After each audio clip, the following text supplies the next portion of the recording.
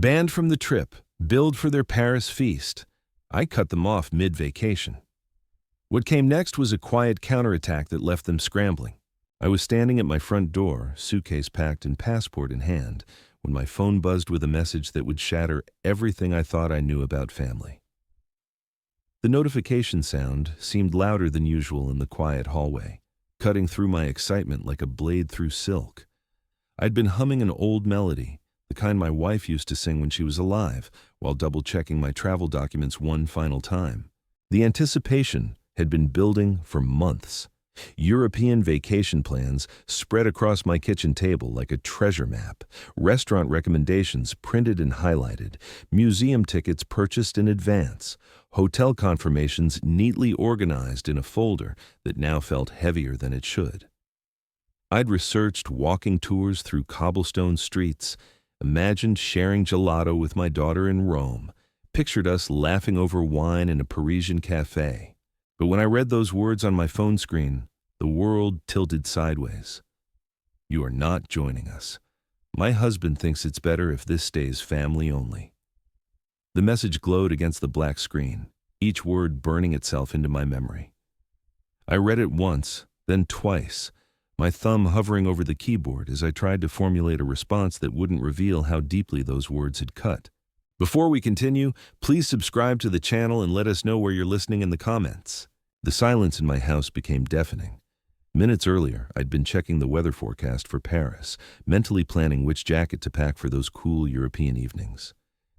Now, I stood frozen in my entryway, luggage at my feet like abandoned dreams.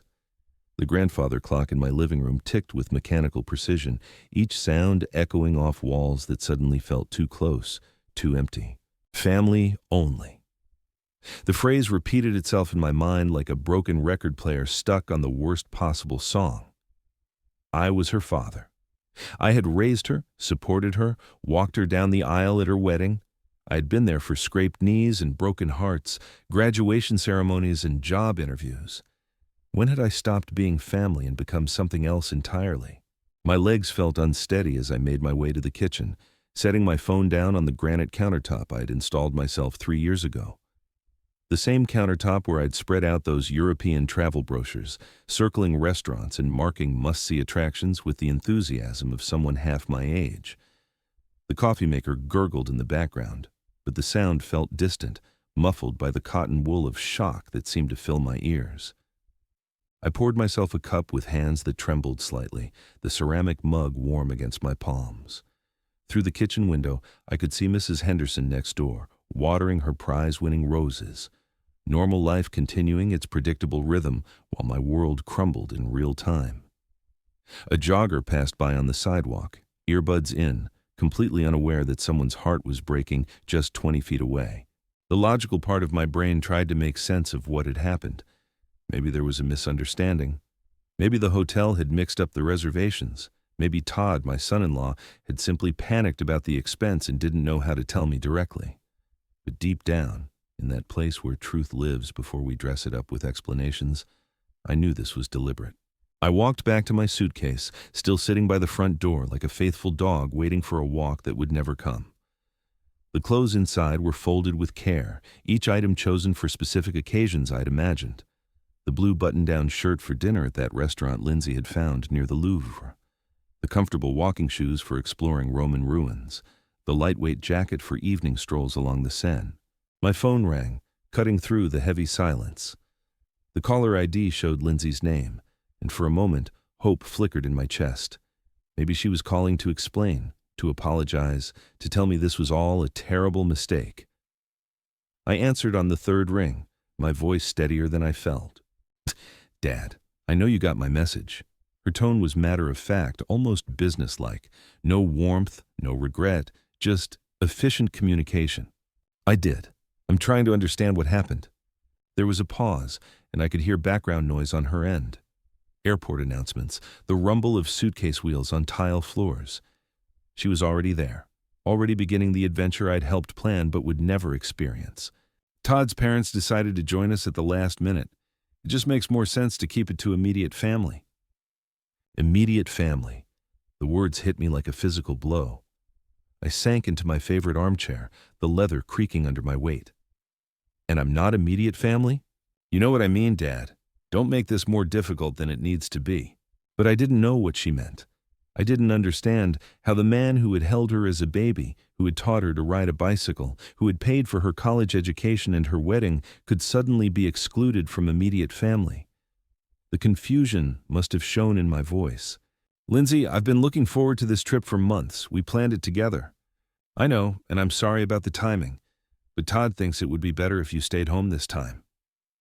Todd thinks. Not we think, not I think, but Todd thinks. My daughter's voice had taken on a tone I'd heard before, the careful neutrality of someone delivering bad news they didn't want to discuss, like a doctor explaining a terminal diagnosis or a bank manager foreclosing on a loan. I found myself staring at the family photos lining my mantelpiece, pictures spanning decades, documenting birthdays and holidays, graduations and anniversaries. In every single one, I was present, smiling, engaged, part of the story. When had I become a supporting character in my own daughter's life? What exactly does Todd think would be better about me staying home? Another pause, longer this time. I could hear her shifting, probably looking around the airport terminal, checking the departure board, calculating how much of this conversation she had to endure before boarding. He just thinks it might be more relaxing without having to worry about accommodating different interests and energy levels. Different energy levels. The euphemism hung in the air between us like smoke. What she meant was that I was old, that I would slow them down, that my presence would be an inconvenience rather than a joy. The 68-year-old man who had raised her single-handedly after her mother died was now too much of a burden to include in family activities. I stood up and walked to the window, looking out at the neighborhood I'd lived in for 30 years. The same streets where I'd taught Lindsay to drive, where she'd brought Todd to meet me for the first time, where she'd announced her engagement with tears of happiness in her eyes. Everything looked the same, but something fundamental had shifted. I see, I said, though I didn't see anything clearly anymore. Dad, please don't be upset. We'll plan something else when we get back. Maybe a nice dinner somewhere local. A nice dinner somewhere local.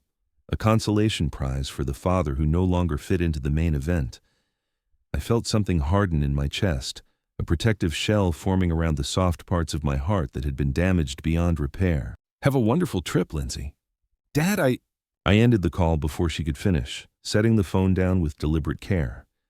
The house settled back into silence, but it felt different now. Not peaceful, but hollow. Like a stage after the actors have left and the audience has gone home. Walking back to my suitcase, I began the process of unpacking dreams I'd carried for months. Each item of clothing felt heavier than it should, weighted with the expectations I'd attached to it. The guidebooks went back on the shelf. The foreign currency I'd exchanged went into my desk drawer. The camera I'd bought specifically for this trip returned to its box. But as I folded away the last of my travel clothes, something unexpected happened. Instead of the crushing despair I'd anticipated, I felt a strange lightness creeping into my chest. For the first time in years, I had no obligations to anyone but myself. No schedules to coordinate, no compromises to make, no careful navigation of family dynamics. I was free. The realization should have been terrifying for a man who'd spent decades defining himself through service to others. Instead, it felt like the first deep breath I'd taken in years. I looked around my house, really looked at it, seeing it not as a waiting room for the next family gathering, but as a place that belonged entirely to me. My phone buzzed again, but this time I didn't rush to answer it. Whatever crisis or guilt trip or manipulation awaited me in that message could wait.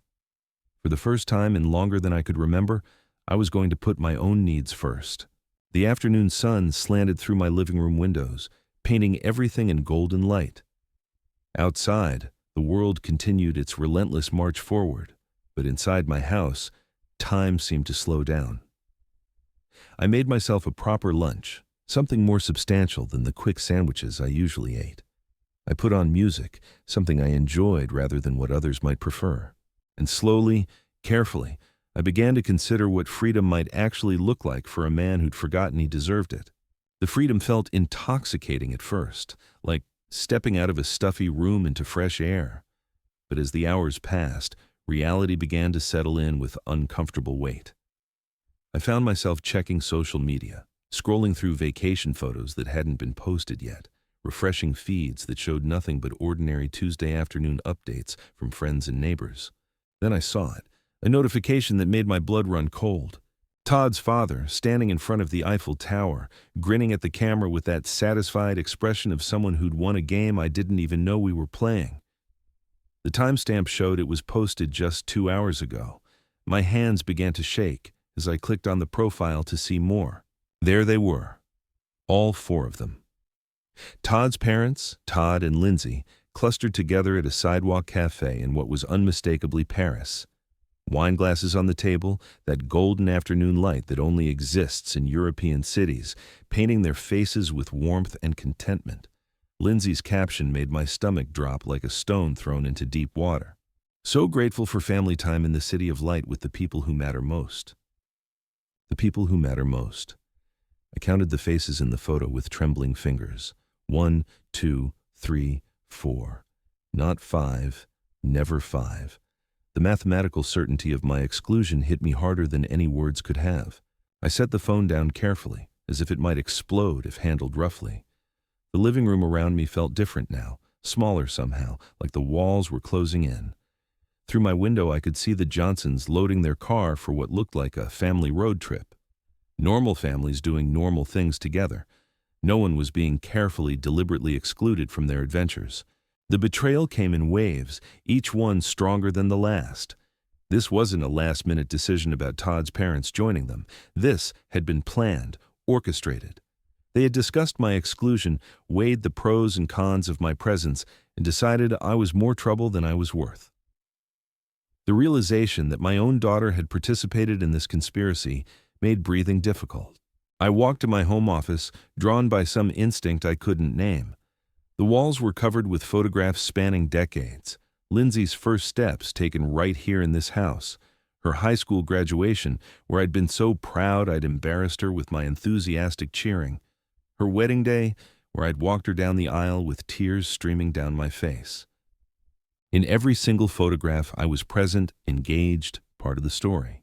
My hands slowly clenched into fists as I stared at these images of a relationship I'd apparently misunderstood completely. The man in these pictures looked happy, fulfilled, surrounded by love. But that man had been living in a carefully constructed illusion, hadn't he? I pulled out my desk drawer and found the folder I'd been unconsciously avoiding. 5 years of bank statements, credit card bills, canceled checks. The paper trail of my generosity spread across my desk like evidence at a crime scene.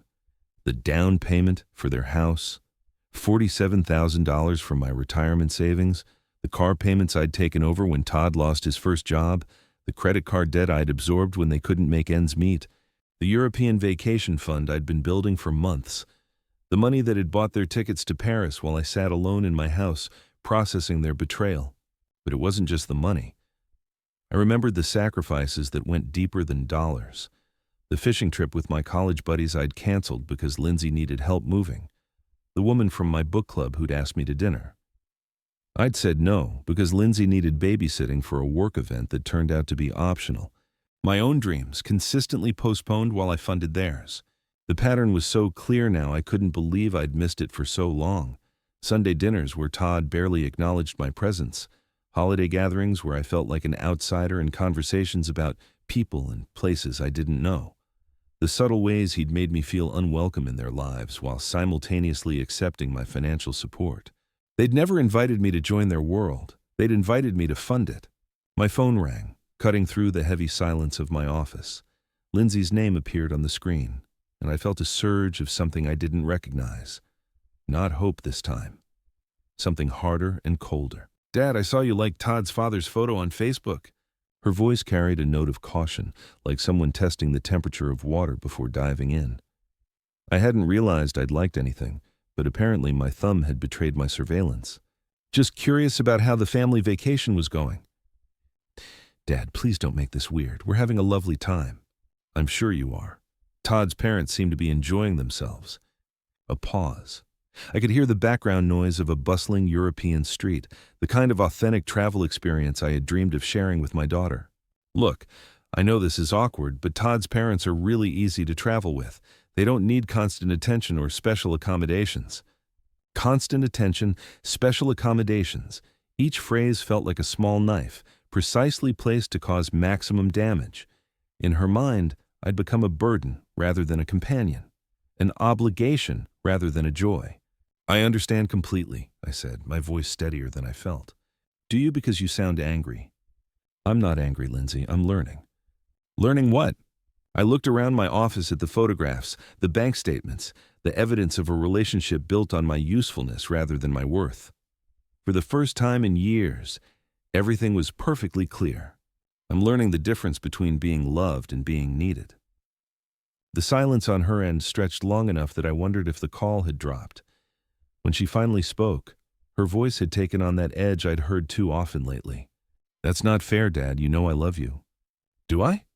Of course you do. This is just one vacation. We'll plan something else when we get back. Will we? My phone buzzed with a banking notification, the familiar ping that usually meant a routine transaction. But something made me check it, while Lindsay continued talking about future plans that sounded increasingly hollow. The notification made my jaw clench. Liberté Restaurant, Paris, France, €745. Lindsay had used my credit card, the one I'd given her years ago for emergencies when she was struggling to build credit. They'd excluded me from their family vacation, but were using my money to pay for their fancy Parisian meals. The irony was so complete, it was almost beautiful. While Todd's parents supposedly paid their own way and didn't expect constant financial support, my daughter was charging their romantic dinners to my account. While I sat alone in my house, processing their betrayal, they were toasting their success with wine purchased on my credit card. Dad, are you still there? I'm here, I said, scrolling through recent transactions with growing amazement. Hotel charges, shopping boutiques, tourist attractions, all on my card, all while they celebrated their family-only vacation. Good, because I want you to understand that this isn't personal. It feels pretty personal from here. You're being dramatic. It's just one trip. Another notification pinged on my screen. €850 at Boutique Chic Paris. She was shopping for souvenirs while I sat in my kitchen, absorbing the reality of how little I meant to them. Lindsay, I need to go. Dad, please don't hang up angry. We can talk about this when I get back. But I was already opening my banking app, navigating to the section I'd avoided for too long. Authorized users. Lindsay's name sat there in black digital letters, representing years of financial access I'd granted out of love and received manipulation in return. Have a wonderful rest of your trip, I said. Dad, don't you dare! I ended the call and stared at my phone screen. The confirmation button waited for my decision like a doorway to a different life. Years of being the supportive father warred with the growing certainty that support and exploitation were different things entirely.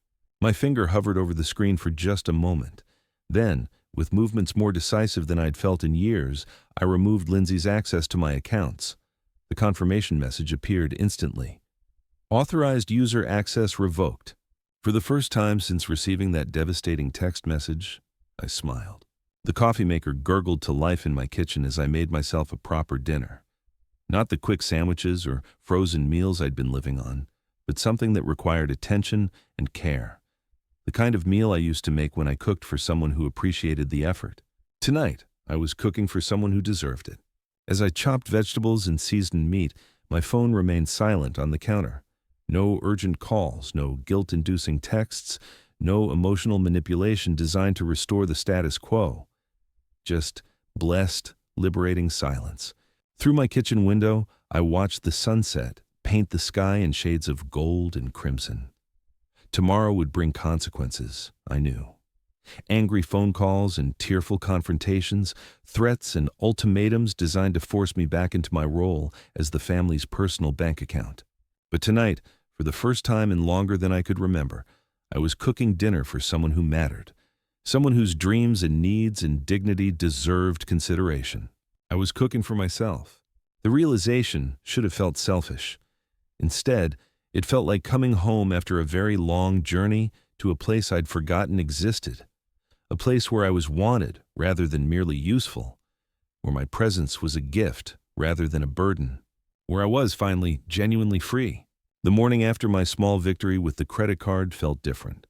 Sunlight streamed through my bedroom curtains with unusual brightness, and for the first time in months, I'd slept through the night without waking up worried about someone else's problems. My coffee tasted better, my shower felt more refreshing, and even my reflection in the bathroom mirror looked somehow more substantial. I was buttering my toast when my phone exploded with activity. The first call came at 8:17. Lindsay's name flashed on the screen with that desperate persistence that meant trouble. I let it ring through to voicemail, taking another sip of coffee while listening to the distant sound of European chaos filtering through my kitchen walls. The voicemail was exactly what I'd expected, her voice sharp with panic and embarrassment. "Dad, what did you do to my card? I tried to pay for breakfast and it was declined in front of everyone. Todd's parents think we can't manage our finances. You need to fix this immediately." I deleted the message without a second thought and returned to my newspaper. The local section had a story about the community garden project I'd donated to last year. My name was listed among the contributors, and seeing it there reminded me that I'd once been someone who built things instead of just funding other people's dreams. The second call came 10 minutes later. This time I answered, curious to hear what new manipulation she'd crafted during those 10 minutes of European panic. "Dad, thank God you picked up. There's been some kind of mistake with my card access." "No mistake," I said calmly, folding the newspaper to the crossword puzzle. "I removed your authorized user privileges." The silence stretched so long I wondered if she'd dropped the phone. When she finally spoke, her voice had climbed an octave. "You can't do that. I need that card. What if there's an emergency? Then you'll handle it like the independent adult you claim to be." "This is ridiculous. I'm your daughter." "Are you? Because yesterday you made it very clear that I'm not family." I could hear muffled conversation in the background, Todd's voice rising in what sounded like angry consultation. The image of them huddled together in some Parisian cafe, frantically trying to figure out how to pay for their family-only vacation, brought a satisfaction I hadn't expected to feel. "Dad, you're being completely unreasonable. We're stuck here without access to funds. You have your own credit cards. Use those. They're maxed out from the trip expenses." The admission hung in the air like a confession. All this time, they'd been living beyond their means while using my financial safety net as their personal insurance policy. My retirement savings had been subsidizing their lifestyle while they complained about my presence being inconvenient. That sounds like poor financial planning. "Dad, please, just restore my access until we get home and we can discuss this properly." "We can discuss it now. Tell me about Todd's parents joining the family vacation at the last minute." Another pause. I could practically hear her calculating how much truth she could afford to reveal. It wasn't really last minute. They'd been planning to come for a while. "How long is a while, Lindsay?" "A few weeks. So when we were planning this trip together, when I was researching restaurants and booking tours, you already knew I was going to be excluded." "It wasn't like that." "What was it like?" The background noise shifted and I realized they were walking somewhere, probably searching for an ATM or a bank that might help them access emergency funds. The desperation in their movements was almost audible through the phone. Todd thought it might be awkward with both sets of parents. "Both sets of parents? Is that what I am now? Just another set of parents to be managed?" "You know what I mean. I'm learning that I don't know what anything means anymore. For instance, I don't know what it means when someone uses my credit card to pay for a vacation I'm not invited to." The sharp intake of breath told me she hadn't expected me to check the transaction so quickly.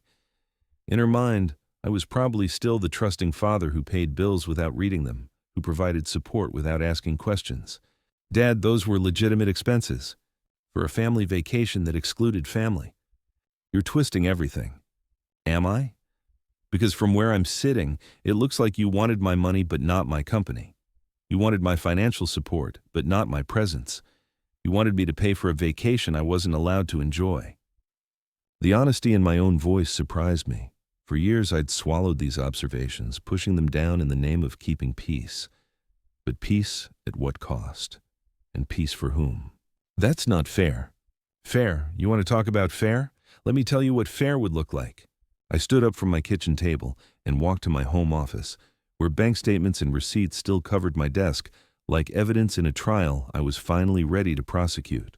Fair would be acknowledging that I've supported you financially for years without complaint. Fair would be including me in decisions about trips I'm helping to fund. Fair would be treating me like a person instead of a bank account with inconvenient emotions attached. Dad, you're being dramatic. I'm being honest, probably for the first time in years. I could hear Todd's voice more clearly now, his tone sharp with the kind of panic that comes from realizing your safety net has developed holes. Good. Let him panic. Let them both discover what it felt like to be responsible for their own choices. Look, we'll discuss this when we get home. Right now, we need access to emergency funds. Emergency funds for what? Shopping, expensive dinners, tourist attractions? For basic travel expenses.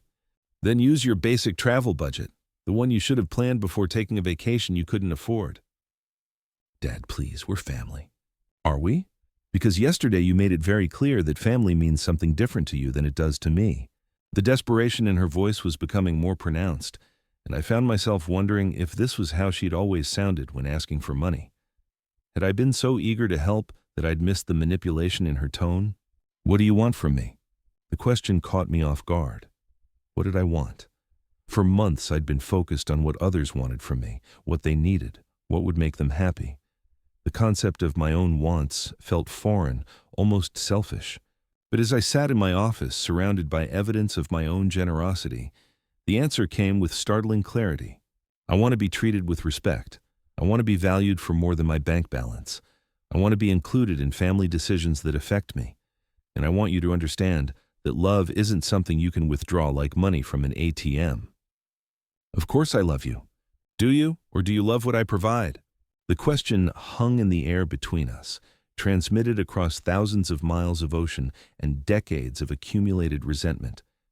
I could hear her breathing, could almost see her standing on some European street corner, finally confronting a truth she'd been avoiding. Dad, that's not a fair question. It's the only question that matters. I ended the call before she could respond, setting my phone down with hands that were steadier than they'd been in months. Outside my window, Mrs. Peterson was working in her garden, the picture of contentment as she tended to flowers that would bloom because she cared for them properly. The metaphor wasn't lost on me. I'd been tending to a relationship that had stopped blooming years ago, pouring time and money and emotional energy into something that had grown toxic despite my best efforts. Maybe it was time to tend to something else. My phone buzzed with a text message, probably Lindsay trying a different approach to the same manipulation.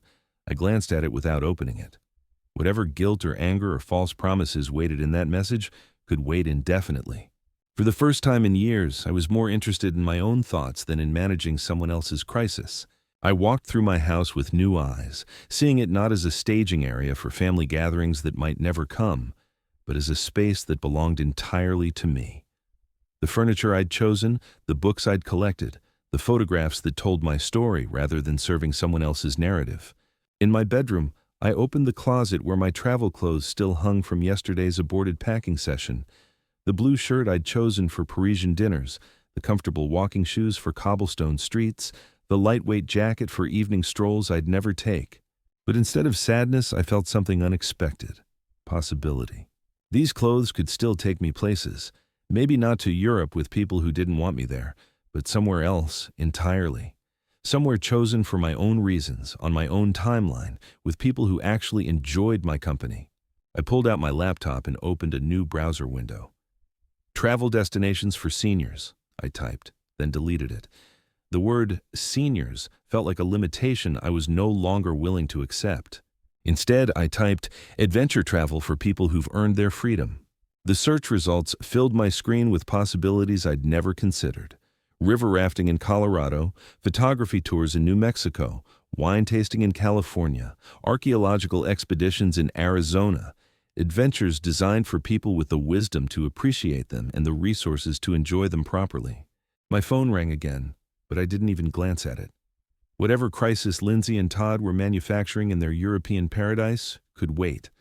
Right now, I was busy planning the first vacation of my life that was truly mine. The Grand Canyon had always fascinated me, but I'd never visited because family trips always went to theme parks or beach resorts, places chosen for maximum appeal to the largest number of people. Now I could spend a week hiking those ancient trails, staying in a lodge overlooking landscapes that had been carved by patience and persistence. Like me, I realized, shaped by decades of steady erosion until something beautiful and permanent emerged. I found a tour company that specialized in small group adventures for people over 50.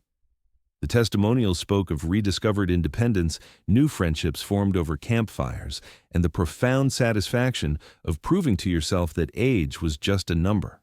The credit card that had been funding someone else's European adventure could fund my own American discovery instead. I was reaching for my phone to call the tour company when it rang in my hand. Lindsay's name again, but this time I answered with genuine curiosity about what new angle she'd discovered. "Dad, we need to talk seriously." Her voice had changed.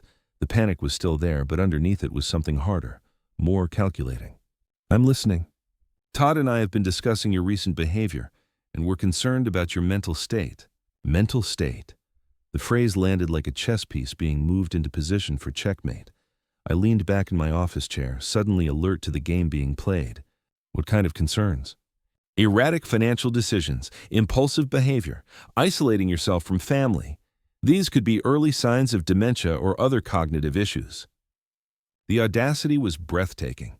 They'd excluded me from their vacation, used my money to pay for their luxury meals, and now they were questioning my mental competence because I'd finally said no.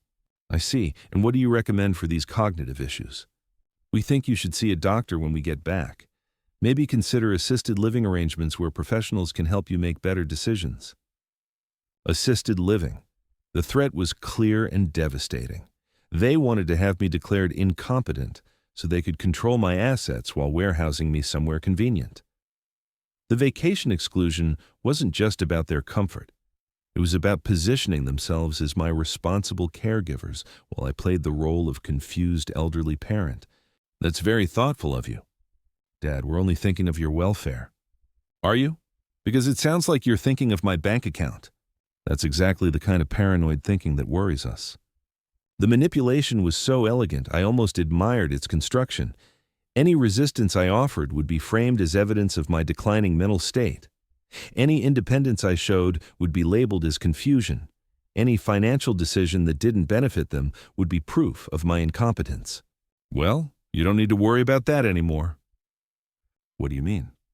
"I mean, I'm planning to spend my money on myself for a change, starting with a trip to the Grand Canyon." The silence stretched long enough that I wondered if she'd fainted. When she finally spoke, her voice was tight with barely controlled fury. "Dad, you cannot make major travel decisions without consulting us." "Watch me. We'll contest any financial decisions you make while you're clearly not thinking rationally." Good luck with that. I ended the call and immediately opened my browser to the tour company website. The Grand Canyon adventure was scheduled to depart in 2 weeks. Perfect timing for someone who just discovered that freedom was the best revenge. I filled out the registration form with hands that grew steadier with each line. Emergency contact information went to my neighbor, Mrs. Peterson, instead of my daughter. Dietary restrictions? None. Special accommodations needed? None. Just a man ready to rediscover what it meant to choose his own adventure. The confirmation email arrived within minutes, along with a packing list and travel itinerary that filled me with the kind of excitement I'd forgotten was possible. This wasn't someone else's dream that I was funding. This was mine. My phone buzzed with another text from Lindsay, but I deleted it without reading it. Whatever threats or guilt trips or false medical concerns she was crafting could wait until I returned from my own family vacation. A family of one, finally free to explore the world on his own terms. The evening light slanted through my windows as I began making a different kind of packing list. Not for a European vacation that would never happen, but for an American adventure that absolutely would. Hiking boots instead of dress shoes, a camera for landscapes instead of family photos that would never be taken. And for the first time in years, I was packing for someone who actually wanted me there. Me.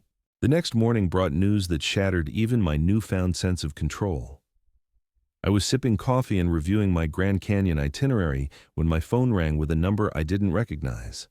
The voice belonged to Marcus Chen, a real estate agent who'd handled the sale of my neighbor's house last year. "Mr. Owens, I hope you don't mind me calling directly."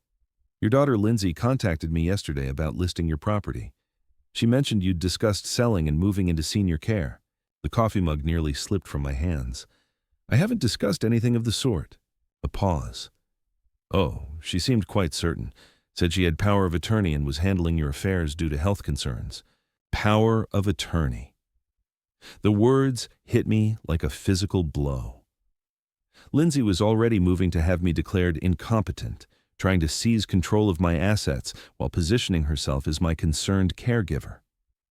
The European vacation hadn't just been about excluding me. It had been about establishing a narrative of my declining mental state. Mr. Chen, I am completely competent to handle my own affairs. I haven't authorized anyone to sell my property. I see. Well, she was quite insistent. Mentioned something about erratic behavior and financial mismanagement. She wanted to schedule a consultation for this week. I thanked Marcus and hung up, my mind racing. Lindsay wasn't just angry about losing access to my credit card. She was orchestrating a complete takeover of my life. The assisted living threats hadn't been emotional manipulation. They'd been a preview of her actual plan. My phone buzzed with a text from an unknown number, probably Lindsay using a different approach. Instead of her name, the message came from something called European Emergency Contact. Neti. Dad, we're flying home early. Todd's parents are concerned about your mental health after our conversation yesterday. We've scheduled an intervention with Dr. Morrison on Friday. Please don't make any major decisions until we can discuss your care needs in person. An intervention, as if my decision to stop funding their lifestyle was evidence of mental illness rather than long overdue common sense. As if standing up for myself was a symptom that required medical treatment. I walked to my home office and pulled out the folder containing my important documents. Birth certificate, social security card, medical records, financial statements.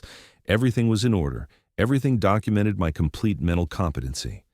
But I knew that wouldn't matter if Lindsay could convince a doctor that my recent behavior represented cognitive decline. The pattern was becoming clear with terrifying precision. First, establish that I was becoming difficult and unpredictable. Second, create a paper trail of concerning incidents like cutting off her credit card access. Third, bring in medical professionals who would see an elderly man making irrational financial decisions and recommend protective intervention. It was brilliant in its simplicity and devastating in its potential effectiveness. I called my attorney, Robert Harrison, a man I'd known for 15 years through various real estate transactions and will updates. His secretary put me through immediately when I explained it was urgent. Gary, what's got you calling on a Wednesday morning? I explained the situation as clearly as possible, trying to keep emotion out of my voice while conveying the urgency. Robert listened without interruption, occasionally making notes. This is more common than you'd think, he said when I finished. Adult children who've grown accustomed to financial support sometimes panic when that support is withdrawn. The competency angle is particularly troubling. What can I do to protect myself? Several things. First, we need to establish a clear record of your mental competency. I'll arrange for an independent psychological evaluation from Dr. Sarah Kim. She specializes in these cases, and her assessments carry significant legal weight. Relief flooded through me. How quickly can that happen? Tomorrow, if necessary. Second, we need to document your financial decision-making process. The credit card revocation, the travel plans, everything needs to look deliberate and rational rather than impulsive. I thought about my research into Grand Canyon tours, my careful consideration of travel options, my methodical approach to reclaiming my independence. I can provide that documentation. Good. Third, we should consider updating your power of attorney documents to explicitly prevent the kind of manipulation your daughter is attempting. She doesn't currently have power of attorney? Not unless you've signed something recently, but she's apparently claiming otherwise, which suggests she's either confused about the legal requirements or deliberately misrepresenting the situation. The second option seemed more likely given everything else that had happened. Lindsay wasn't confused. She was calculating. Robert, there's something else. They're trying to sell my house. Without your consent? That's impossible unless they have legal authority, which they don't. I'll call Marcus Chen directly and clarify that any such transaction would be fraudulent. After hanging up with Robert, I felt a mixture of relief and determination. Lindsay had underestimated me completely, assuming that the compliant father who'd funded her lifestyle for years would crumble under pressure. She'd forgotten that the same methodical thinking that had built my construction business was still functioning perfectly. I spent the afternoon organizing documentation that would prove my competency beyond any doubt. Bank statements showing careful financial planning, medical records indicating excellent health for my age, evidence of community involvement, volunteer work, ongoing friendships that demonstrated social engagement. Most importantly, I documented the timeline of Lindsay's financial dependence and my decision to end it. The pattern showed a rational response to manipulative behavior, not cognitive decline. My phone rang constantly throughout the day. Lindsay calling from various European numbers, Todd adding his voice to the chorus, even people I didn't recognize claiming to be concerned about my welfare. I let them all go to voicemail, creating a record of their harassment while maintaining my own calm demeanor. The voicemails told their own story, Lindsay's voice growing more shrill with each message, Todd making thinly veiled threats about legal action, strangers who'd somehow gotten my number offering services for elderly people with diminished capacity.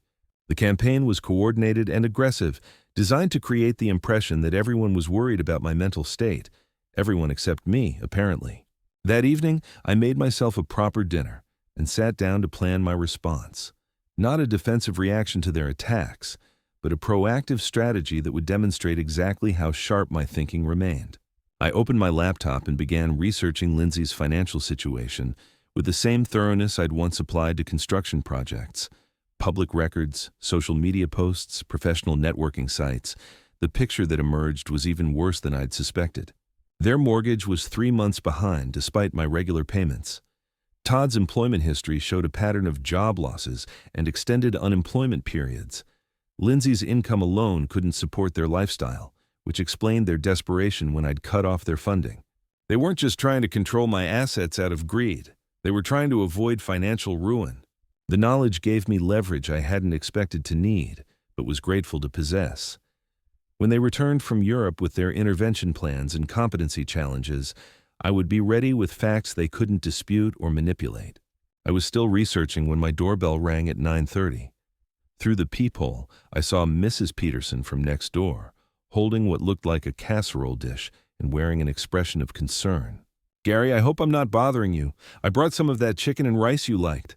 I opened the door, grateful for normal human interaction after a day of defensive planning. "That's very kind of you, Helen. Come in." She followed me to the kitchen, setting the dish on my counter while glancing around with the subtle assessment of someone checking on a neighbor's welfare. "I hope you don't mind me asking, but I've been getting some strange phone calls, people asking about your health, whether I've noticed any concerning behavior." My jaw tightened. "What kind of people?" "Someone claiming to be your daughter, asking if I'd seen you acting confused or forgetful. Another person saying they were from a senior services organization, wanting to know if you needed assistance with daily activities." The manipulation was even more extensive than I'd realized. Lindsay was building a case not just with medical professionals, but with my neighbors and community, creating the impression that everyone was worried about my competency. "Helen, I want you to know that I haven't authorized anyone to inquire about my health or living situation. Anyone calling with those questions is overstepping their bounds." She nodded slowly. "I thought it seemed odd. You've always been the most organized person on the block. Your lawn is perfect, your house is immaculate, and you're sharper than people half your age. Thank you for saying that, and thank you for not giving them any information." "Of course not. Though I did tell the woman claiming to be your daughter that if she was really family, she'd know you well enough to ask you directly instead of interrogating neighbors." I smiled for the first time all day. "What did she say to that?"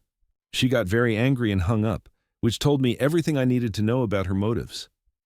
After Helen left, I sat in my kitchen eating her delicious casserole and feeling less alone than I had in weeks.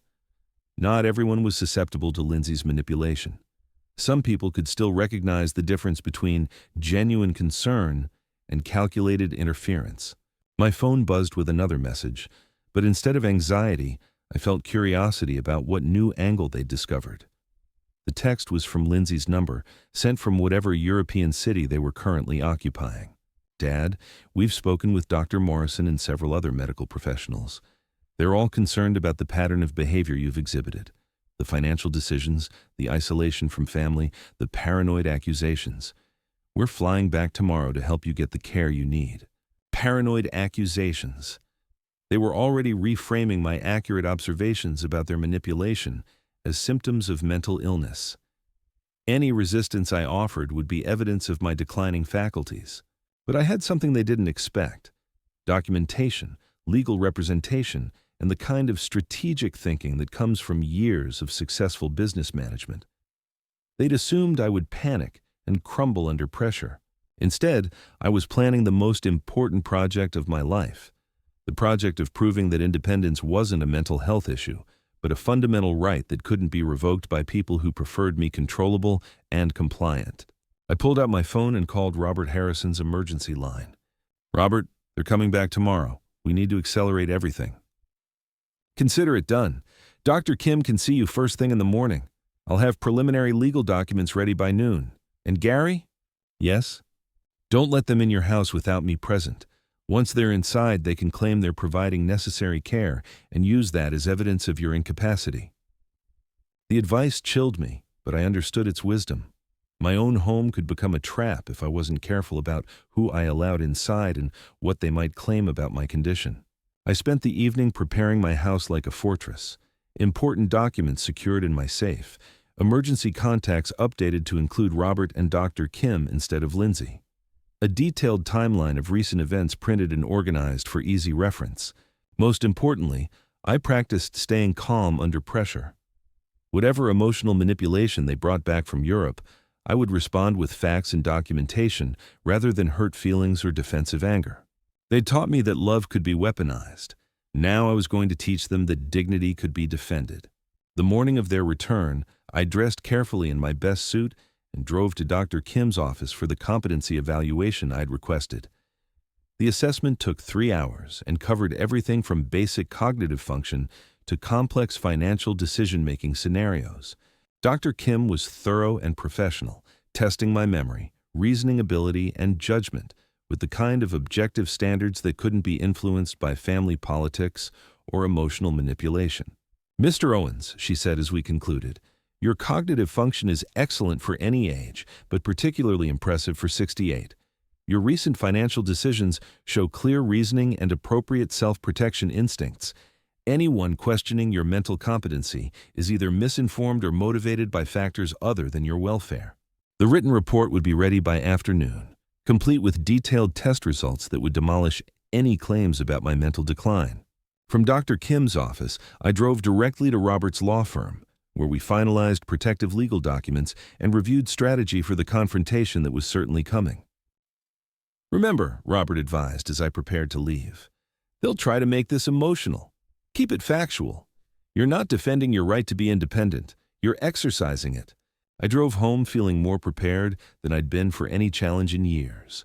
My house was secure, my legal position was strong, and my mental competency was documented beyond dispute. Most importantly, I was no longer the confused, hurt father who'd been blindsided by their betrayal. I was a man who'd learned the difference between being loved and being used, and who'd chosen to demand better. Let them bring their intervention and their false concern and their manipulative medical opinions. I was ready. My phone buzzed at exactly 3:15 that afternoon with a text that made my blood run cold. "Dad, we're at your front door. We brought help." Through my living room window, I could see Lindsay's rental car in my driveway, along with a white sedan I didn't recognize. 3 figures stood on my porch: Lindsay, Todd, and a woman in professional attire carrying a leather briefcase. The intervention team had arrived. I took a deep breath, adjusted my tie, and opened the door with the calm confidence of someone who'd spent the morning proving his mental competency to a licensed psychologist. The contrast between my composed appearance and their travel-worn desperation was immediately apparent. "Hello, Lindsay. Todd." I nodded politely to the stranger. "And you are?" "Dr. Patricia Wells," the woman replied, extending her hand. "I'm a geriatric psychiatrist. Your daughter contacted me about some concerning behavioral changes." I shook her hand firmly, noting how she studied my face for signs of confusion or agitation. I see. Well, please come in. Though I should mention that my attorney will be joining us shortly. Lindsay's eyes flashed with irritation. Dad, this isn't a legal matter. This is about getting you the help you need.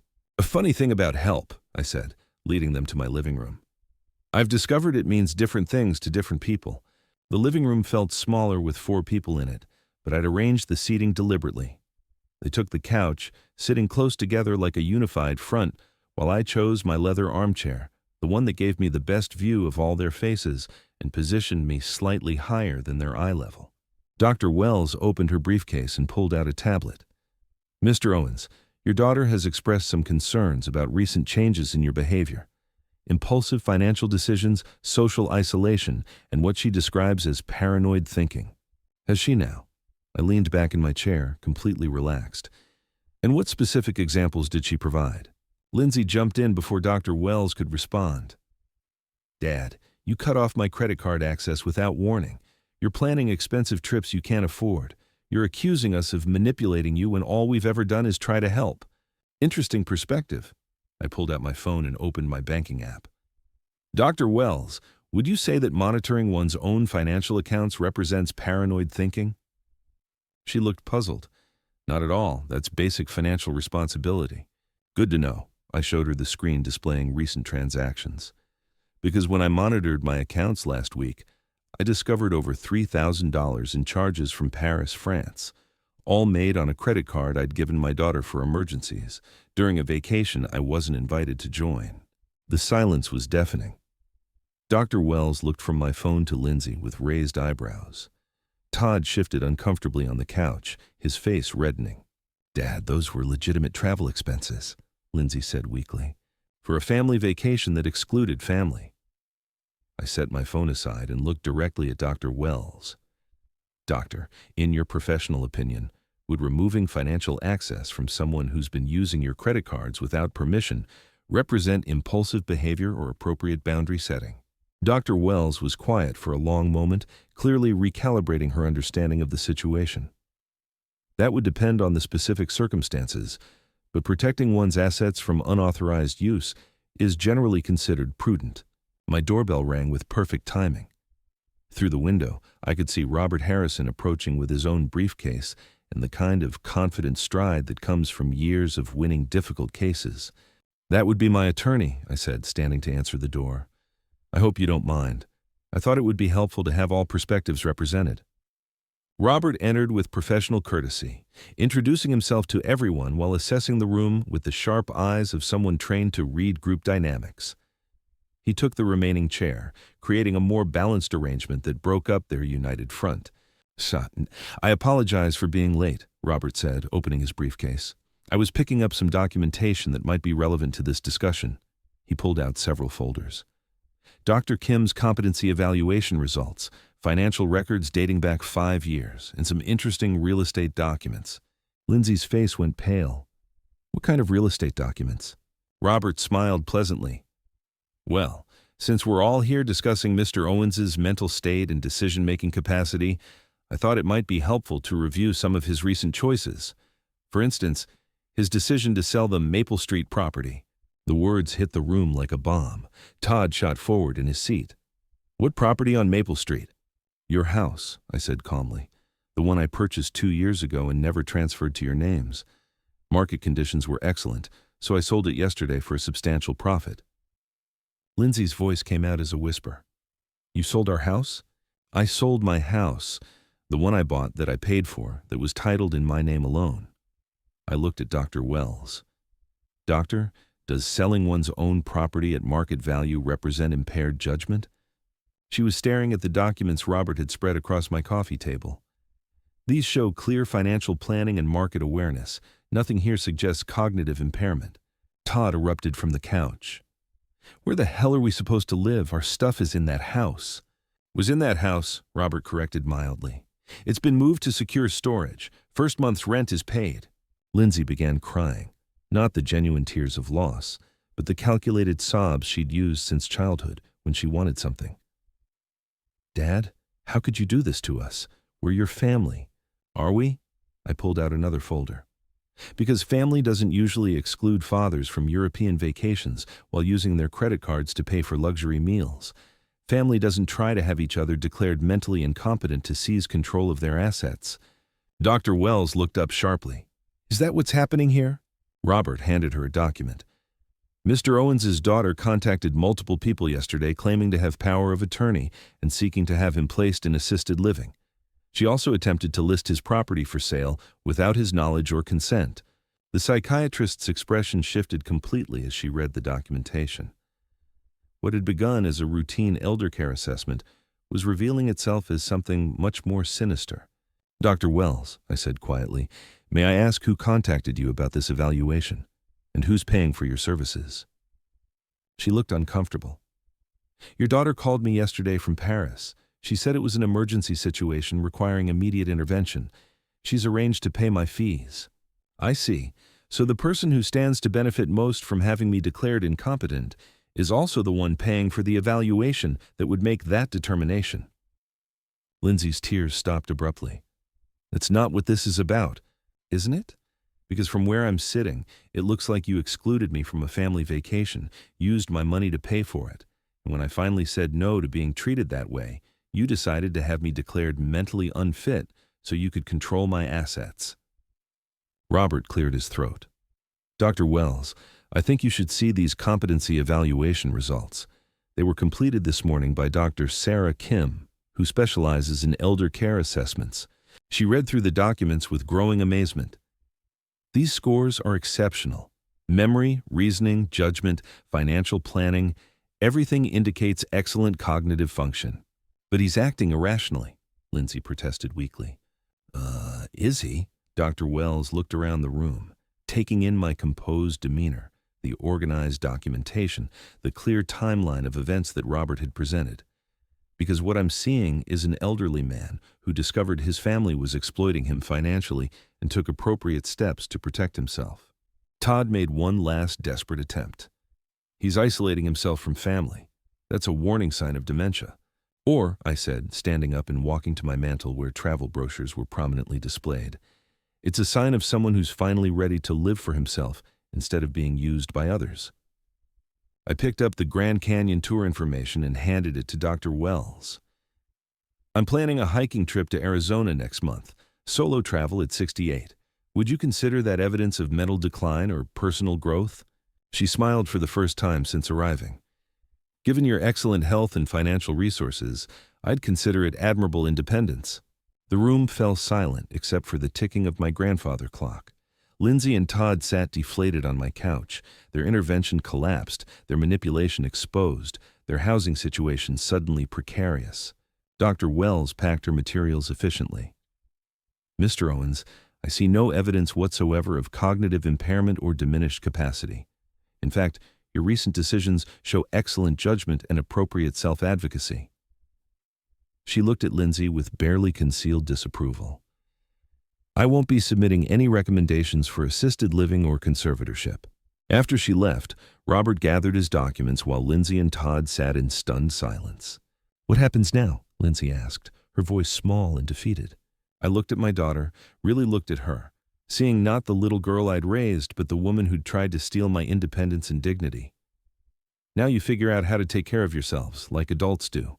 Dad, we're sorry. We made mistakes, but we can fix this. Can you? Because I'm not sure you understand what you've broken. Todd stood up, his face red with anger and humiliation. This isn't over. We'll find another way to prove you're not capable of making these decisions. Good luck with that, Robert said pleasantly. Because I'll be documenting any further harassment as elder abuse, which carries serious criminal penalties in this state. They left without another word, walking to their rental car with the defeated posture of people who'd gambled everything and lost completely.